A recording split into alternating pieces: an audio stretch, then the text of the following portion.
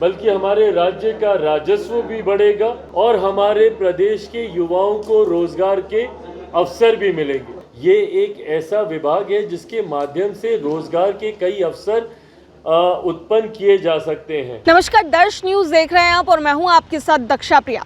बिहार में food processing industry को बढ़ावा देने के लिए निवेशकों के साथ राउंड टेबल मीट के बाद चिराग पासवान ने प्रेस वार्ता की है। बता दें कि इस दौरान उन्होंने SC/ST आरक्षण से लेकर हर एक मुद्दों पर क्या कुछ कहा है वो आपको हम सुनाते हैं। Ministry of food processing industries के द्वारा आज हम लोगों ने मंत्रालय और फूड प्रोसेसिंग इंडस्ट्री से जुड़े हुए लोगों के साथ चर्चा की। इस चर्चा का उद्देश्य, इस बैठक का उद्देश्य इंडस्ट्री और मिनिस्ट्री के बीच की दूरी को मिटाना है। जो कठिनाइयां, जो परेशानियां फूड प्रोसेसिंग इंडस्ट्री से जुड़े हुए लोगों को आती हैं, उसको कैसे दूर किया जाए, उसको कैसे कम किया जाए, इस उद्देश्य के साथ आज ये बैठक हम लोगों ने आयोजित की। भारत एक कृषि प्रधान देश है और बिहार जैसा राज्य, जिस राज्य से मैं खुद आता हूँ, एक कृषि प्रधान राज्य है। ऐसे में फूड प्रोसेसिंग का एक बड़ा महत्व है।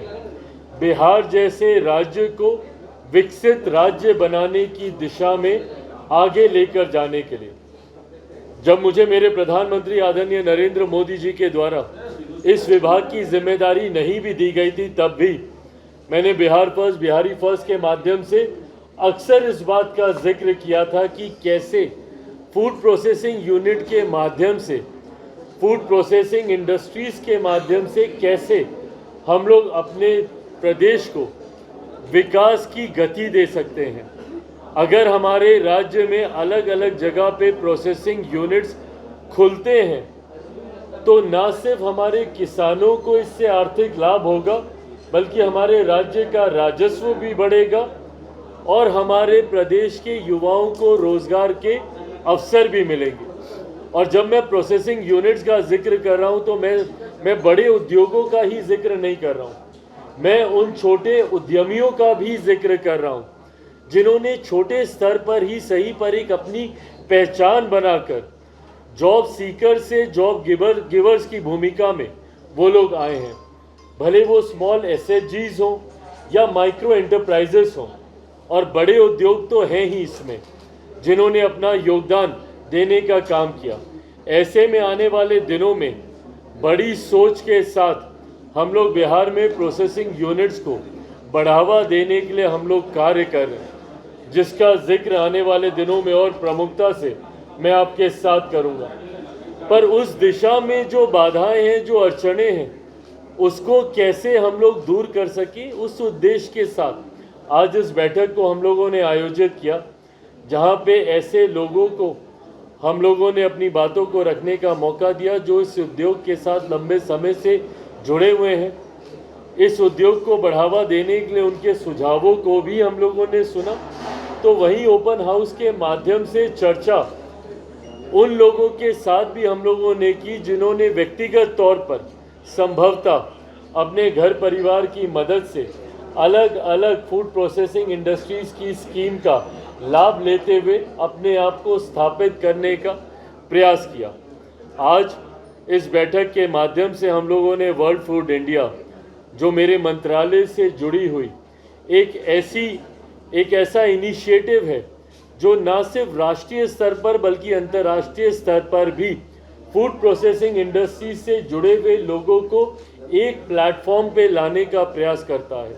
एक अम्ब्रेला के नीचे, एक छत के नीचे ये तमाम लोग कैसे एक साथ आकर एक दूसरे के साथ इंटरैक्ट कर अपनी योजनाओं का आदान प्रदान कर सके, ये वर्ल्ड फूड इंडिया वो प्लेटफॉर्म प्रोवाइड करता है।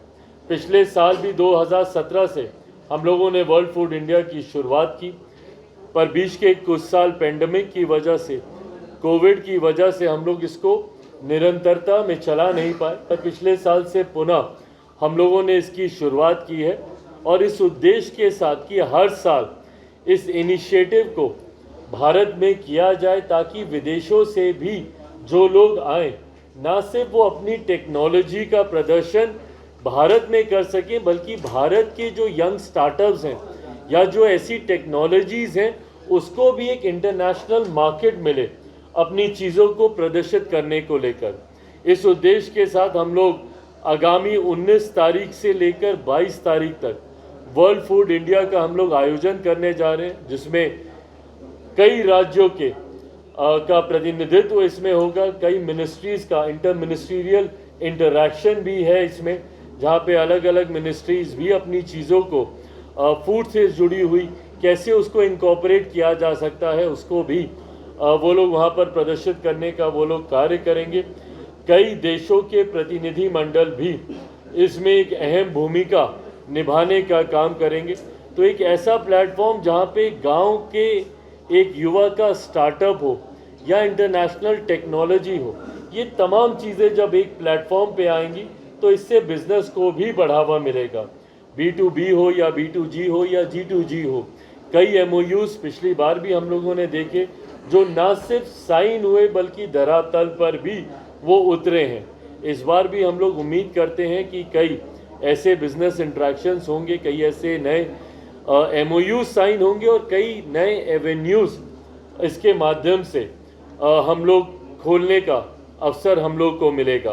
तो आज इन तमाम बातों को लेकर आज ये बैठक थी और मैं उम्मीद करता हूँ कि इसमें जितने साथियों ने इसमें शिरकत किया वो आने वाले दिनों में वर्ल्ड फूड इंडिया में भी वो लोग आएंगे। कई ऐसे बिहार के यंग स्टार्टअप्स हैं जिन्होंने समय समय पर अपने स्टार्टअप को लेकर जानकारी मेरे संज्ञान में दी, उनको भी हम लोग वर्ल्ड फूड इंडिया में आने वाले दिनों में हम लोग देखेंगे। तो इस उम्मीद के साथ कि एक successful edition, third edition world food India का हम लोग करने जा रहे हैं, उसको कैसे सक्सेसफुल किया जा सके, उसको कैसे लिए हैं और आप चाहते थे इंडस्ट्री, लेकिन बिहार में अभी तक जो एक स्ट्रॉन्ग पोजीशन में इंडस्ट्री लगना चाहिए, आपने कहा था फर्स्ट बिहार, जाहिर तौर पर ये इनिशिएट आपका है, लेकिन आपको क्या लगता है कौन सी ऐसी अड़चनें हैं जिसमें यहाँ पर इंडस्ट्रीज फोकस नहीं हो पा रही? देखिए, इसी को लेकर आज हम लोगों ने चर्चा की है कि कहाँ पे दिक्कतें आ रही हैं, ताकि केंद्र सरकार और राज्य सरकार मिलकर हम लोग उन बाधाओं को दूर कर सकें। ऐसे में एक सबसे ज़्यादा कॉमन जो दिक्कत हम लोग को अक्सर देखने को मिलती है वो है चेंज इन लैंड यूज़ को लेकर होती है। कई राज्यों में रिफॉर्म्स ऐसे होते हैं, लैंड लॉज ऐसे होते हैं कि आसानी से ज़मीन नहीं मिल पाती है। कई राज्यों में NOCs मिलने को लेकर भी, क्लियरेंसेस मिलने को लेकर भी दिक्कतें आती हैं। इन तमाम बाधाओं को कैसे दूर किया जा सके, उसी उद्देश्य के साथ हम लोग इन बैठकों को आयोजित कर रहे हैं। इससे जो भी फीडबैक मिलेगा, भारत का संघीय ढांचा है और हम लोग केंद्र सरकार राज्य सरकार मिलकर ही, बल्कि हम लोग की कुछ ऐसी स्कीम्स हैं जिसमें केंद्र सरकार और राज्य सरकार दोनों का अपना योगदान है, PMFME के माध्यम से दोनों का अपना कंट्रीब्यूशन है। तो ऐसे में इन तमाम जानकारियों को लेकर जो भी समस्या है उसको राज्य सरकार के साथ मिलकर उसको जल्द दूर किया जा सकेगा, ताकि आने वाले दिनों में इस उद्योग को ज़्यादा बढ़ावा हम लोग अपने राज्य में दे सकें। भाई मैं पॉलिटिकल सवाल पे मैं आता हूँ, एक बार हम लोग इस विभाग से जुड़े हुए सवाल पे।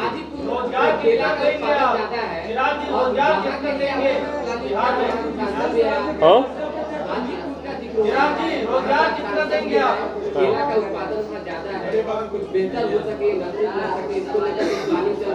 भाई बिल्कुल इसको लेकर चर्चा चल रही है और जैसा मैंने कहा कि मेरे लिए ये विषय आज से ही नहीं, और बल्कि मैं कहूँ तो मुझे लगता है कि शायद मैंने इतना इस बात को मैनिफेस्ट कर लिया था। मैंने हमेशा चुनाव प्रचार के दौरान भी आप लोगों ने सुना होगा, और मैंने बिहारी फर्स्ट के माध्यम से लगातार फूड प्रोसेसिंग का ही मैंने जिक्र किया। तो मुझे लगता है कि मैंने इतना मैनिफेस्ट कर लिया कि अंतोगत्वा मेरे प्रधानमंत्री जी के द्वारा मुझे इसी विभाग की जिम्मेदारी दी गई, जिसका आपने जिक्र किया। अलग अलग क्षेत्र में अलग अलग उत्पादनों को मद्देनज़र रखते हुए कैसे प्रोसेसिंग इंडस्ट्रीज़ वहाँ पे लाई जा सकें, जो एग्जिस्टिंग है उसको कैसे और बढ़ावा दिया जा सके, इसी दिशा में हम लोग कार्य कर रहे हैं। हमारे साथी ने पूछा कि कितने रोज़गार हम लोग देंगे। भाई मैं संख्या में अपने आप को मैं कतई नहीं बांधूंगा, बट हाँ, ये एक ऐसा विभाग है जिसके माध्यम से रोज़गार के कई अवसर उत्पन्न किए जा सकते हैं। इसके माध्यम से जॉब अपॉर्चुनिटीज़ हम लोग क्रिएट कर सकते हैं, जिस दिशा में मैं और मेरा मंत्रालय पूरी गंभीरता से कार्य कर रहा है। चिराग जी, बिहार में इतना अनाज जो है नष्ट हो रहा है, कल आपने संसद में भी कहा कि उसको केरल पूरा खा सकता है, तो क्या आपकी प्लानिंग है कि बिहार के किसानों का अनाज वो नुकसान नहीं हो? नहीं, बिल्कुल, ये यहाँ वेयर हाउस जैसा आप कुछ बनाए? बिल्कुल, सिर्फ बिहार के ही किसान नहीं, ये देश भर में। और अगर आप आंकड़े देखेंगे तो कम ही सही, बट पिछले कुछ सालों में हम लोग वेस्टेज को, और ख़ास तौर पर जो पेरिशेबल आइटम्स हैं, वेजिटेबल्स हैं, फ्रूट्स हैं, इस तरीके के पदार्थ जो कि जल्द ख़राब होते हैं, उसकी लॉन्जिटिविटी हम लोग कैसे बढ़ा सकें ताकि लंबे समय तक हम लोग वो पदार्थ ख़राब नहीं हो, उसको लेकर कोल्ड चेन के माध्यम से हो, कोल्ड स्टोरेजेस के माध्यम से हो, इरेडिएशन यूनिट के माध्यम से हो, या नई और टेक्नोलॉजी को लाने के माध्यम से हो, या फिर हम लोग एक ऐसा इकोसिस्टम तैयार करें ताकि जैसे ही उसका उत्पादन होता है तुरंत वो प्रोसेसिंग में चले जाए, वो टाइम वेस्टेज नहीं हो ट्रांसपोर्टेशन में। इन तमाम अलग अलग दिशाओं में हम लोग काम कर रहे हैं। काफ़ी हद तक हम लोग इसमें कमी ला पाए हैं, बट और इसको कैसे पूरी तरीके से नियंत्रित करें उसके लिए भी विभाग कार्य कर रहा है। अभी चली रही है, कई ऐसे प्रस्ताव हैं जो हम लोग के समक्ष आए हैं। मुझे लगता है एक बार उसको फाइनल कर लिया जाए तो जानकारी साझा की जाए। भाई एक एक करके पूछेंगे तभी मैं समझ पाऊंगा। एक बार ये विभाग वाला हो जाए, विभाग वाले सवाल अगर हो गए सुप्रीम कोर्ट का जो जजमेंट है, अब आइए, उसमें आर्टिकल है कि सबसे ज्यादा पासवान समाज को एडवांटेज हुआ है, तो ऐसे में बैक बेंचर और लैंडमार्क का अर्थ बताया जा रहा है, कहा जा रहा है कि जो शेड्यूल कास्ट में जो महादलित है उसको इससे फायदा होगा। भाई सबसे पहले तो ये न्यायालय की तरफ से आया हुआ ये आदेश है। मैं कोई भी बात ऐसी नहीं कहूँगा जो कि कंटेम्प्ट ऑफ कोर्ट हो, बट हाँ, इस बात पर हम लोग की आपत्ति ज़रूर है, और लोक जनशक्ति पार्टी रामविलास की तरफ से हम लोग सुप्रीम कोर्ट में हम लोग एक पुनर्विचार याचिका भी हम लोग दाखिल करने जा रहे हैं, जिस तरीके से रिजर्वेशन विद इन रिजर्वेशन के प्रावधानों को सुप्रीम कोर्ट के द्वारा दिए जाने की संभावनाएं खोली गई हैं। पहली बात तो जब अनुसूचित जाति की बात आती है, इस बात को मैं स्पष्ट कर दूं कि अनुसूचित जाति में ऐसी जातियां हैं, ऐसी कास्ट को स्केड्यूल किया गया है संविधान में जिनका आधार अनटचेबिलिटी रहा है। शेड्यूल कास्ट का आधार कतई और कभी भी शैक्षणिक व्यवस्था नहीं रही, उनका आधार कभी भी आर्थिक नहीं रहा, इसका आधार हमेशा से अनटचेबिलिटी ही रहा है। इसमें हमारे संविधान में ऐसी जातियों को शेड्यूल कास्ट के तहत शेड्यूल किया गया है जो कहीं ना कहीं कभी ना कभी छुआछूत का शिकार रही है। तो ऐसे में रिजर्वेशन विद इन रिजर्वेशन का कंसेप्ट शेड्यूल कास्ट में आ ही नहीं सकता। क्रीमी लेयर का प्रावधान शेड्यूल कास्ट में कभी आ ही नहीं सकता है, क्योंकि इसका आधार ही अनटचेबिलिटी रहा है। सुप्रीम कोर्ट के ऑब्जर्वेशंस को मैंने पढ़ा है और उसमें कहीं पर भी अनटचेबिलिटी का जिक्र नहीं किया गया है। भाई आज की तारीख में भी ये उदाहरण हम लोग को देखने को मिलते हैं कि एक दलित समाज से आने वाले युवा को ही घोड़ी पर चढ़ने से रोका जाता है, एक दलित समाज से आने वाले परिवार को मंदिर में प्रवेश करने से रोका जाता है। कई ऐसे उदाहरण हम लोग के सामने हैं जहां पर संपन्न लोग भी जो कहीं ना कहीं समाज में एक अच्छी पहचान बना चुके हैं, वो लोग भी जो दलित समाज से आते हैं, जब मंदिर में जाते हैं तो मंदिर धुलवाया जाता है।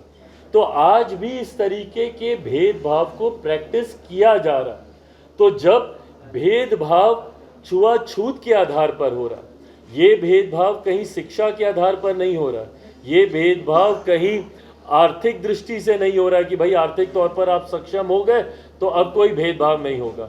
जैसा मैंने अपने उदाहरण में बताया कि कई ऐसे बड़े नाम भी हैं, मैं नाम नहीं ले रहा, आप सब उन नामों को भी जानते हैं। कई ऐसे बड़े नाम भी हैं जो अगर किसी मंदिर में चले जाते हैं तो उसके बाद उस मंदिर को गंगा जल से धोया जाता है। तो ऐसे उदाहरण आज की तारीख में भी देखने को मिलते हैं। तो जब ये उदाहरण है तो ये दर्शाते हैं कि ये जो भेदभाव हो रहा है ये आपकी आर्थिक दृष्टि पर नहीं हो रहा, या आप कितने कामयाब हो गए हैं अपने क्षेत्र में उसको लेकर नहीं हो रहा है।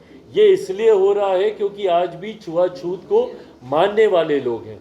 और शेड्यूल कास्ट का जब मैंने जिक्र किया, इसमें उन्हीं जातियों को इसमें रखा गया है जो छुआछूत का शिकार कभी ना कभी कहीं ना कहीं समय के किसी दौर पर रही हैं। तो जब आधार आपका छुआछूत है तो ऐसे में क्रीमी लेयर का प्रावधान या रिजर्वेशन विद इन रिजर्वेशन का प्रावधान हो ही नहीं सकता है।